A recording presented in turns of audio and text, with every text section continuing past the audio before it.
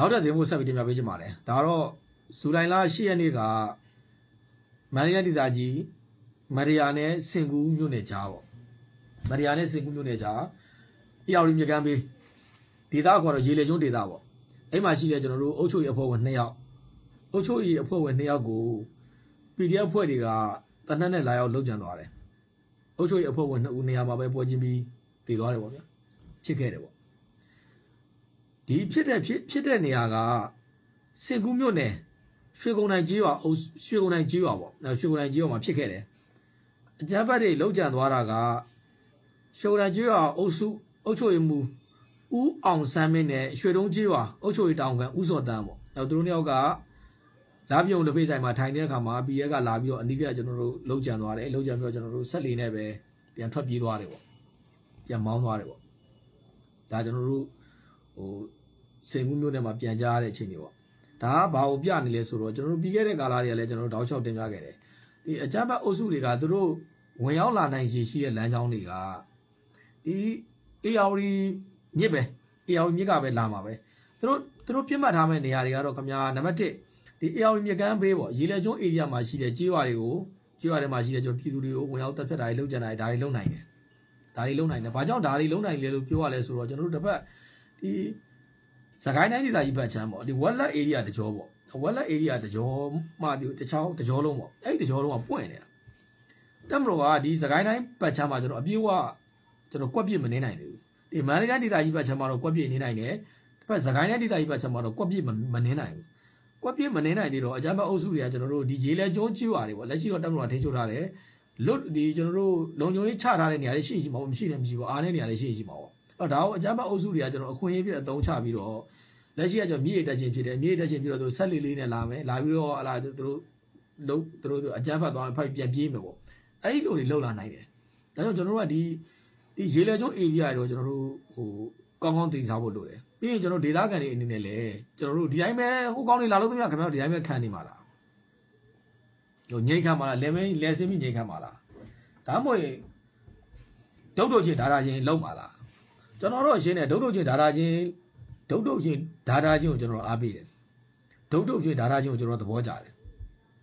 ဘာဖြစ်လဲခင်ဗျာယောက်ျားပဲဗျာဒုတ်ချင်းဒါချင်းပေါ့ဗျာဘာဖြစ်လဲချမှာပဲအဲ့တော့ဒီ area မှာရှိတဲ့ကျွန်တော်တို့ဒီလိုအုပ်ချုပ်ရေးအဖွဲ့တွေကြေးရွာအုပ်ချုပ်ရေးအဖွဲ့တွေနေနဲ့လေကြေးရွာအုပ်ချုပ်ရေးအပြင်ကျွန်တော်တို့တစ်ဖက်မှာလည်းဒီလုံခြုံရေးအတွက်ဆိုပြီးတော့ဒီပြည်သူစစ်တွေဖွဲ့ဖို့လိုတယ်ဗျာ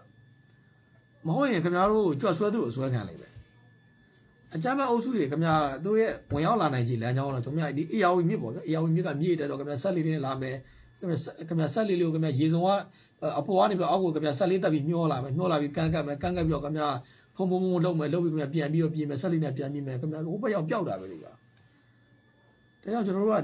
ဒီ area တွေမှာရှိတဲ့တနည်းအားဖြင့်ဒီရေလေကျွန်း area မှာရှိတဲ့ကျွန်တော်တို့လက်ရှိကျွန်တော်အဲ့ဘက်မှာအုပ်ချုပ်ရန်တွေလက်ပတ်တယ်ပေါ့လက်ပတ်တဲ့ကမှာကျွန်တော်အုပ်ချုပ်ရန်တွေနဲ့မို့လုံညွှန်းရန်တွေမှာကျွန်တော်ဆက်လည်မှာရမှာအကုန်လုံးကခင်ဗျာဒီတက်မလို့တော့ကလည်းခင်ဗျာအကုန်လုံးတော့ခင်ဗျာစီးနိုင်ဖို့ဆိုတော့လုံညွှန်းရခက်ခဲတယ်ဗျာဘာကြောင့်လဲဆိုတော့ခင်ဗျားတို့လုံးဝခင်ဗျာမိနစ်ပိုင်းလောက်ပဲလုပ်ပြီးပြေးမအောင်ကောင်လေးอ่ะအဲ့မှာခင်ဗျားတို့ကဒီတိုင်းပဲအလုပ်ခံပါလားဒုတို့ချင်းဒါတာချင်းရှင်းပါလားဒီနေရာနဲ့ဒုတို့ချင်းဒါတာချင်းရှင်းရမယ့်နေရာတွေနောက်တစ်ခါကျွန်တော်တို့ဒီ area တွေမှာကျွန်တော်တို့ဒီ gate တွေဖြုတ်သွားတာရှိတယ် gate တွေဖြုတ်တာခင်ဗျာတကယ်ဟိုအနေကိုကျွန်တော်တို့ခေါ်နေတယ်လို့ဖြစ်တယ်ဗျာဟိုနည်းနည်းတော့ကျွန်တော်တို့ပြဿနာရှိနိုင်တယ်လို့ကျွန်တော်နားလေးရတယ်ဘာကြောင့်လဲဆိုတော့ပြီးခဲ့တဲ့ဒီ10-20ကုန်ကာလမှာဒီအကြမ်းဖက်အုပ်စုတွေကဒီကျွန်တော်တို့ကုန်ကားတွေစသဖြင့်ပုံစံမျိုးစုံကားတွေကျွန်တော်လက်နက်ခဲရနဲ့ကြွက်ခဲ့တယ်လို့ခဲ့တယ်ကိန်းမှသူတို့ထားချတာဟုတ်ထားချတော့ကျွန်တော်တို့ဟို gate တွေကျွန်တော်ပြန်ထားစေချင်တယ်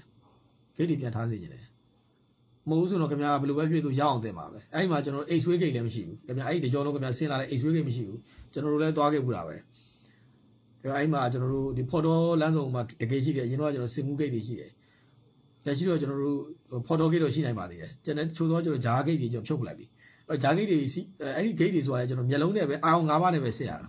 ခင်ဗျားတို့ဟိုကိုမူရနှုတ်မူရသူ့ရဲ့ပုံစံဒီအာအောင်၅ပါးနဲ့ပဲဆက်ရတာကျွန်တော်တကယ်ကျွန်တော်အိတ်ဆွေးနဲ့ဆက်ရတာမဟုတ်ဘူးအိတ်ဆွေးမရှိတဲ့အခါကျတော့ခင်ဗျာဒီကောင်းကောင်းကြီးခင်ဗျာဒီမှာကဲလို့ရရည်လောက်လာနိုင်တယ်ပေါ့လေလောက်လာနိုင်တယ်ဒါကြောင့်ကျွန်တော်ကဒီလမ်းပိုင်းမှာကျွန်တော် gate တွေရှိသေးခြင်းတယ်ဗျာ gate တွေရှိသေးခြင်းအဓိကဒီ area မှာကျွန်တော်ဦးစားပေးရတော့ဒီ ARV မြစ်လေ ARV မြစ်အတွင်းမှာရှိတဲ့ရေလေကျွန်း area တွေပေါ့ရေလေကျွန်း area တွေကိုကျွန်တော်တို့ကောင်းကောင်းကြီးမျက်စိထောက်ကြည့်မှရမယ်ဒီ area မှာရှိတဲ့ကျွန်တော်တို့ရဲ့အုပ်ချုပ်ရေးအဖွဲ့ဝင်တွေပေါ့ တိုင်းချစ်ပြည်ချစ်အုပ်ချုပ်ရေးအဖွဲ့ဝင်တွေအနေနဲ့အကယ်၍အကြမ်းဖက်အုပ်စုတွေလာခဲ့ရင်ခင်ဗျားတို့ဒုတ်တို့ချင်းဒါတာချင်းရှင်းပါလားဒါမှမဟုတ်သူတို့လို့သမျှပဲခင်ဗျားတို့အလျှော့ပေးပါလားခင်ဗျာပါသွားရင်ဘဝပြန်မရအောင်တော့ကျွန်တော်တို့ဒီဒုတ်တို့ချင်းဒါတာချင်းကိုကျွန်တော်တို့အားပေးတယ်ဒါကြောင့်ကျွန်တော်ဒီ area တွေမှာပြည်သူစစ်တွေကျွန်တော်တို့ကြေးဝါလဲကြေးဝါကာကွယ်အဖွဲ့တွေတောက်လျှောက်ဖွဲ့စေခြင်းတယ်ဖွဲ့ပြီးတာနဲ့ဒီတူကျွန်တော်တို့တနတ်တွေပါတခါလေးပေးမှရပါဗျာမပေးရင်မရအောင်ခံရမှာပဲသူတို့ကခင်ဗျာအများကြီးမလုပ်ဘူးဒီဒေသမှာရှိရခင်ဗျာဘာလို့လဲအုပ်ချုပ်မှုဘာလို့လုပ်နေလဲကြေးဝါတောင်းကဘာလို့လဲအဲ့ဒီဟာတွေပြစ်မှတ်ထားပြီးခင်ဗျာလိုက်ပြီးချပါအခုဆိုခင်ဗျာဖြစ်သွားပြီဒါလည်းဆိုးတယ်ပေါ့လေဒါဆိုးတယ်ဖြစ်သွားပြီတော့မဖြစ်အောင်ဘယ်လိုလုပ်ကြမလဲမဖြစ်အောင်လုပ်နိုင်ကြီးကလုပ်လိုက်မယ်နီးလန်းတော့ခင်ဗျာလွယ်လွယ်လေးဒီကြေးဝါတာမှာနေကြေးဝါကာကွယ်အဖွဲ့တွေဖွဲ့မှရတော့မယ်ကြေးဝါကာကွယ်အဖွဲ့တွေမဖွဲ့နိုင်ဘူးဆိုတော့ခင်ဗျာကြွက်ဆွဲသူလို့လာဆွဲမှာပါကြွက်ဆွဲသူလို့ဆွဲမှာပါအဲ့လိုတော့ရှိတယ်ဗျာနော်ဒါတော့ကျွန်တော်တို့ဒီရှေ့ရက်နေ့ဖြစ်သွားခဲ့တာပြည်စင်ကကျွန်တော်တို့ဆိုလိုက်ရှေ့ရက်နေ့နနက်အစောပိုင်းမှာဒီစင်ကူနဲ့မတရားအဆက်ခြေလေကျိုး area အရာမြည့်ရဲ့ကမ်းခြေမှာရှိရွာတွေပေါ့ဗျာအဲ့ဒီရွာရွှေကုန်တိုင်းကျွော်ပေါ့ကျွော်မှာကျွန်တော်တို့ဒီကျွော်အုပ်ချုပ်မှုနဲ့ကျွော်တောင်ကမနက်ကလေးလက်ဖေးတော့နေပါပေါ့ဗျာအဲ့ဒီမှာဟိုကောင်တွေကအစိုးရတဲ့တည်င်းရကျူစောက်ပြီးလှုပ်ပြီးတော့စက်ရည်ပြန်ပြေးတာဒါကြောင့်ကျွန်တော်ဒါတွေကိုတာတကယူပြီးတော့ငါတို့မဖြစ်အောင်ငါတို့ဘယ်လိုလုပ်ကြမလဲဆိုတာကျွန်တော်ဒီမှာရှိအုပ်ချုပ်ရေးဖွဲ့တွေစဉ်းစားဖို့လိုတယ်မဟုတ်ဆိုရင်ကျွန်တော်ကြွက်ဆွဲသူတို့ဆွဲခံနိုင်မယ်ဘာကြောင့်လဲဆိုတော့တစ်ဖက်မှာကျွန်တော်ပွင့်နေတာစကိုင်းနဲ့ပတ်ချာပွင့်နေတာ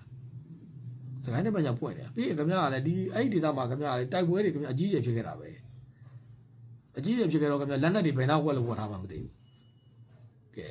လက်နက်တွေခင်ဗျာဘယ်နှဝက်လို့ဝတ်ထားမှမသိဘယ်လက်နက်တွေခင်ဗျာဘယ်ခြံထဲမှာခင်ဗျားကလည်းဒီစာလာကြီးအကြီးနဲ့ဟလာအိတ်ခုံအကြီးနဲ့ခင်ဗျာပတ်ပြီးဘယ်နေရာဖွက်ထားမှလည်းမသိဘူးလေဗျာသူတို့ရဲ့စိတ်တွေကျွန်တော်တို့မြင်ရတာမဟုတ်ဘူးဒါကြောင့်ကျွန်တော်တို့ကအကောင်းဆုံးနည်းလမ်းတော့ဒီဒေသမှာရှိတဲ့ဒီအုပ်ချုပ်ရေးလက်ရှိအုပ်ချုပ်ရေးနဲ့ဒီအပြည့်နည်းလည်းပတ်နိုင်ပါတယ်ဒီကျောင်းနေတာကျွန်တော်တို့ကဒီရေလေကျိုးဧရိယာမှာကျောင်းတွေတော့မဖွင့်နိုင်ဘူးမဖွင့်နိုင်တဲ့နေရာအများကြီးရှိပါတယ်တော့အုပ်ချုပ်ရေးနေရာတော့လည်းပတ်နေပြီတော့ကျွန်တော်ဒါကိုကာကွယ်နိုင်ဖို့အတွက်ကကျွန်တော်တို့ဒေသကာကွယ်အဖွဲ့တွေဖွဲ့ဖို့လိုတယ်လက်နက်မရှိဘာမှလုပ်မရအောင်လို့အဲ့လက်ရှိအနေထားအဲ့တော့တစ်ဖက်မှာကျွန်တော်တို့ဒီစကိုင်းနဲ့ပဲချာပွင့်နေတာအခုလက်ရှိကျွန်တော်2ယောက်အသက်ပေးလိုက်ရပြီအဲ့တော့ဒါကိုတာရကယူပြီးတော့ဘယ်လိုလုပ်ကြမလဲတော့ဒါတော့ကျွန်တော်တို့သက်ဆိုင်ရာနဲ့ပဲဆိုင်ပါတယ်ဒီသက်ဆိုင်ရာ area နဲ့ပဲဆိုင်ပါတယ်ဒါတော့ဒီပြည့်စုံဒီမှာဖြစ်ခဲ့ပါတယ်